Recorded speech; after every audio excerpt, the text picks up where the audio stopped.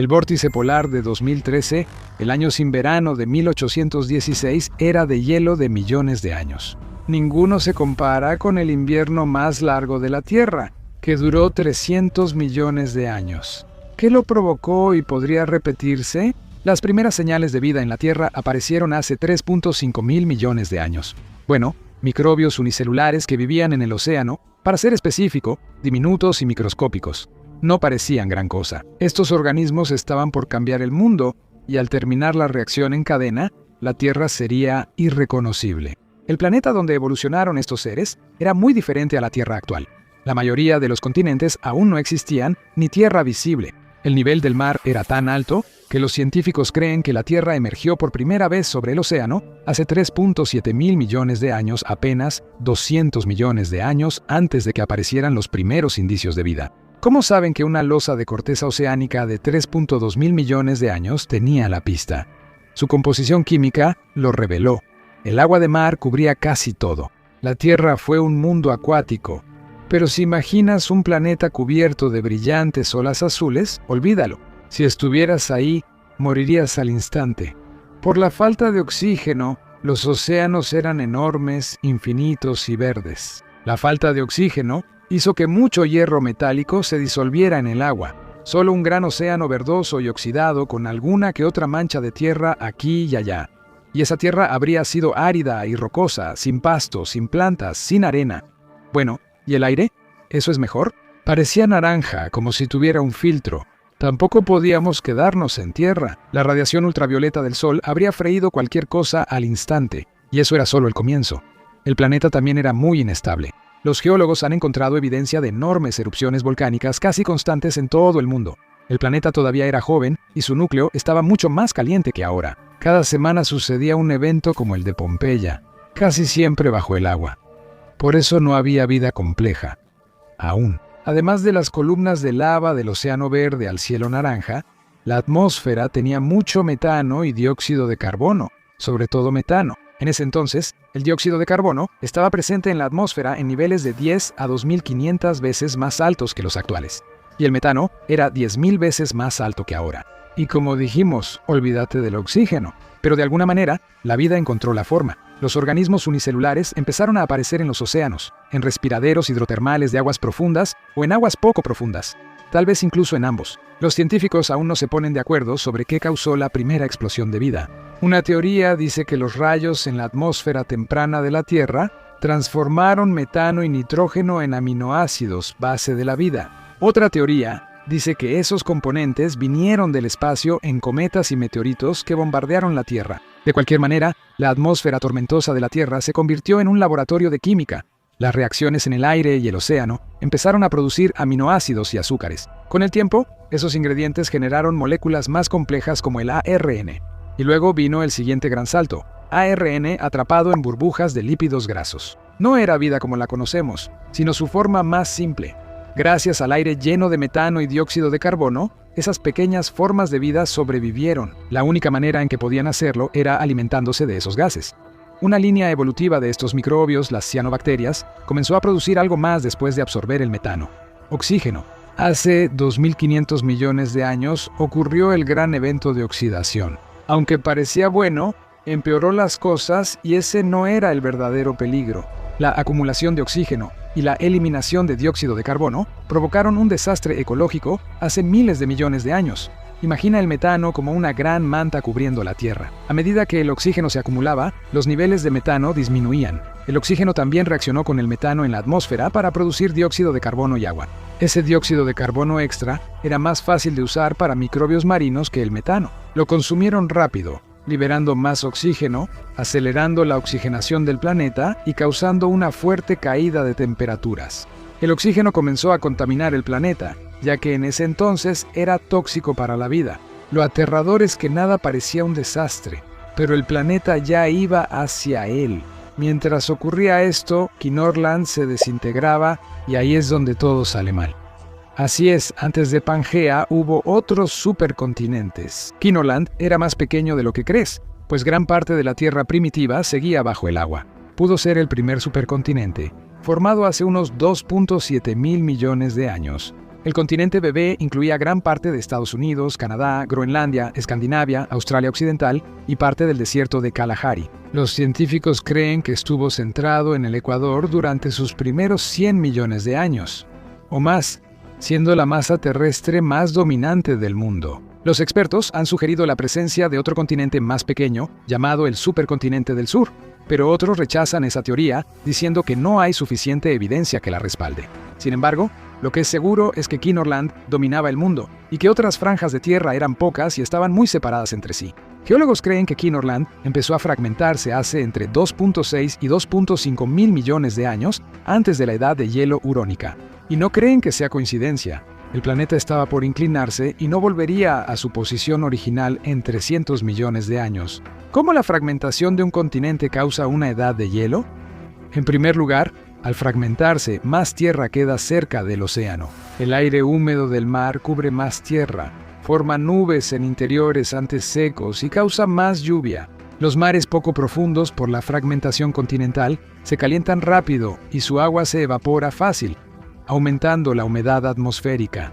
Todo esto provocó mucha más lluvia de la que había existido antes, y esa lluvia ayudó a provocar un invierno interminable. Pero eso no fue lo que lo hizo catastrófico. Fragmentar un continente es como romper una roca. Se expone más superficie a los elementos. En la Tierra primitiva, gran parte era basalto volcánico, que ahora se erosiona rápido en una atmósfera cargada de dióxido de carbono. Eso causaba lluvia ácida, que desgasta el basalto más rápido. Mientras la roca se descomponía, la lluvia capturaba dióxido de carbono del aire y lo llevaba al suelo o al océano. A través de la escorrentía, la tierra y el mar se convirtieron en un enorme sumidero de carbono, y eso significaba que el planeta estaba perdiendo dióxido de carbono más rápido de lo que podía producirlo. Cuando esto inicia, ¿cómo lo detienes? Además, el Sol era entre 6 y 15% más débil que hoy, así que no había suficiente calor. Sumado a la rápida caída de dióxido de carbono y el enfriamiento, mientras diversos factores llenaron la Tierra de oxígeno y eliminaron el CO2. Esto hizo que la Tierra pasara de un clima cálido a una tundra congelada y cruzara la línea. En un periodo de unos 100 millones de años, la Tierra entró en la edad de hielo urónica, iniciando su largo invierno. El hielo polar, antes ausente, se formó en los polos y avanzó hacia el Ecuador. Científicos hallaron pruebas de que el hielo llegó al Ecuador a nivel del mar, lo que sugiere que la Tierra estuvo casi completamente congelada. Con la expansión del hielo, bajaron los mares y surgió más tierra, mientras la Tierra seguía creciendo y formándose nueva corteza que cambiaba su superficie. Un modelo calcula que el planeta pasó de estar casi cubierto por océanos a tener solo 20% de tierra, aunque sigue lejos de la Tierra actual. Actualmente, la Tierra ocupa casi el 30% del planeta. Los científicos no coinciden en si los mares estaban totalmente congelados o solo parcialmente cubiertos de hielo, pero sí en que esto ocurrió en varios momentos. En la edad de hielo urónica, el planeta casi fue una bola de nieve. Aunque es difícil saber la temperatura exacta de hace miles de millones de años, un modelo lo sugiere. La temperatura global en la edad de hielo urónica era de menos 43 grados Celsius. En el siglo XX, la temperatura promedio de la Tierra era de 14 grados Celsius, mucho más cómoda. El hielo eliminó a muchos organismos unicelulares que luchaban por sobrevivir. No murieron por el frío extremo, sino por envenenamiento por oxígeno por falta de metano en la atmósfera. Pero algunos sobrevivieron, específicamente aquellos que se adaptaron al oxígeno que ahora invadía el planeta.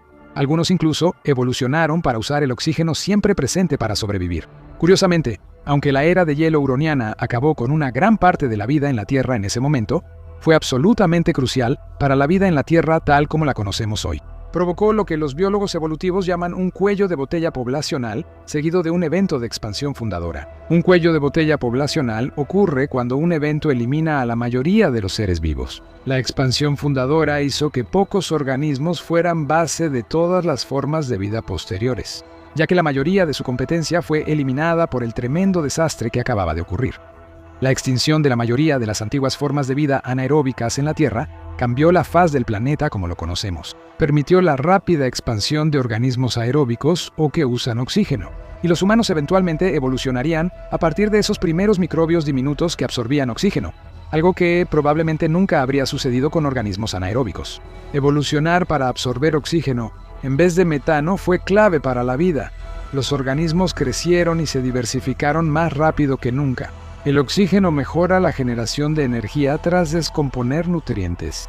Esto se debe a su alto potencial redox, lo que permite aceptar electrones y generar más energía para los organismos aeróbicos que el metano para sus microbios. Científicos creen que esto permitió el desarrollo de organismos multicelulares y luego de los que llegaron a la Tierra, y el absoluto y enorme circo de formas de vida que encontramos en la Tierra y en los océanos hoy en día. Y todo es gracias a las cianobacterias que inundaron masivamente el planeta con oxígeno. Incluso produjeron un beneficio extra. El oxígeno permitió la formación de la capa de ozono, esencial para protegernos de la radiación ultravioleta solar. Sin la capa de ozono, los expertos creen que no habríamos llegado a tierra firme, ya que los rayos solares eran demasiado peligrosos para la vida terrestre antes. Por eso la primera vida en la Tierra prefería estar separada de la gigante bola amarilla en el cielo por algunos metros de agua. El invierno helado que surgió hace entre 2.5 y 2.4 mil millones de años fue casi un cambio bienvenido al apoderarse del mundo. Hace 2.4 mil millones de años lo cubrió todo. La Tierra estaría cubierta de nieve y hielo durante los siguientes 300 millones de años, y cuando decimos 300 millones de años, no estamos exagerando. Esto no fue solo un mal invierno, ni siquiera fue una era de hielo como normalmente la imaginamos. Este fue el tipo de frío que sobrevive a eras enteras de vida, un invierno tan largo. Los continentes se movieron y el hielo permaneció. Una vez iniciado, no se detenía solo, aunque avanzaba y retrocedía. Rocas antiguas, como las del supergrupo Huroniano en Canadá, muestran evidencia de diferentes capas glaciales. Esto significa que los glaciares avanzaron y retrocedieron una y otra vez durante la era de hielo. Científicos creen que el calor y frío influyeron en la actividad de las cianobacterias. Cuando hacía calor, las cianobacterias producían más oxígeno, eliminando el metano de la atmósfera y haciendo que la temperatura descendiera drásticamente. Cuanto más frío hacía, más disminuían su actividad las cianobacterias. Esto permitía que la actividad volcánica y otros procesos aumentaran gases de efecto invernadero y calentaran la Tierra otra vez. El ciclo volvía a empezar, pero no sucedía de un día ni de un siglo a otro. Cada calentamiento y enfriamiento duraba millones de años hasta que los glaciares desaparecieron, pues el planeta seguía cambiando. Los microbios que causaron la era de hielo también la terminaron. Como los antiguos organismos anaeróbicos que consumían metano habían sido aniquilados, los nuevos organismos aeróbicos rápidamente ocuparon los espacios que dejaron. Además de las cianobacterias, los demás organismos consumían oxígeno y generaban dióxido de carbono. A mayor acumulación de CO2 en la atmósfera, el planeta se calentaba más, hasta que hizo tanto calor que los glaciares se derritieron para siempre. Tras el deshielo, la Tierra no parecía pacífica, sino violenta. Imagina kilómetros de hielo colapsando y arrojando océanos de agua de deshielo sobre rocas que no veían el cielo en cientos de millones de años. El mar subiría, las costas cambiarían y el aire estaría lleno de niebla y tormentas por el regreso intenso del calor y el agua. De repente, era un planeta que pasaba de una congelación profunda a una inundación casi de la noche a la mañana, al menos según los estándares de la Tierra. El planeta entró en una era de sauna que duró 1.000 millones de años, comparado con lo anterior. La siguiente era de hielo fue el criogénico, iniciado hace 850 millones de años, 1.250 millones después de la era de hielo hurónica, y duró 215 millones de años. La era de hielo hurónica gana fácilmente como la peor era de hielo hasta ahora. Pronto hablaremos de esto. La era de hielo hurónica influyó en el mundo moderno, incluyendo efectos positivos duraderos en la vida del planeta. Sin ella, el arca de Noé solo sería Noé, llevando pares de microbios en un barco durante una inundación. El diluvio sería el estado normal del mundo, y Noé ni las historias existirían. La ruptura de Kinorland en esa época también causó que la tectónica de placas, tal como la conocemos, se desarrollara. Ya existía una versión primitiva, con masas de tierra más pequeñas moviéndose y chocando. Los movimientos de las placas se asemejaron más a los actuales. Esto no solo desarrolló nuestros continentes actuales, la Tierra sobre la que estás parado ahora mismo, sino también nuestro ciclo hidrológico actual, uno mucho más intenso que el que existía en la infancia de la Tierra. Este ciclo mueve el agua eficientemente por la Tierra y la atmósfera, permitiendo la vida y moderando el clima junto con la diversidad de especies. Pero ahora, estamos arrojando dióxido de carbono a la atmósfera y esta vez son las vacas las que están liberando metano de nuevo. La pregunta es, ¿podría repetirse una era de hielo urónica? Aquí hay un escenario con buenas y malas noticias. Lo bueno es que en los últimos 500 millones de años, la Tierra no ha tenido edades de hielo tan largas o intensas. El planeta ahora es más estable y hay más variedad de vida en la Tierra, asegurándose de que todo el planeta no se reduzca a una especie de combate al estilo Thunderdome entre microbios que absorben metano y microbios que absorben oxígeno. Las plantas absorben dióxido de carbono y liberan oxígeno, mientras que los animales absorben oxígeno y exhalan dióxido de carbono. Hay muchos de ambos tipos de vida, logrando un buen equilibrio. Según el geólogo Dr. Joseph Mert, profesor de la Universidad de Florida, no cree que esto vuelva a verse.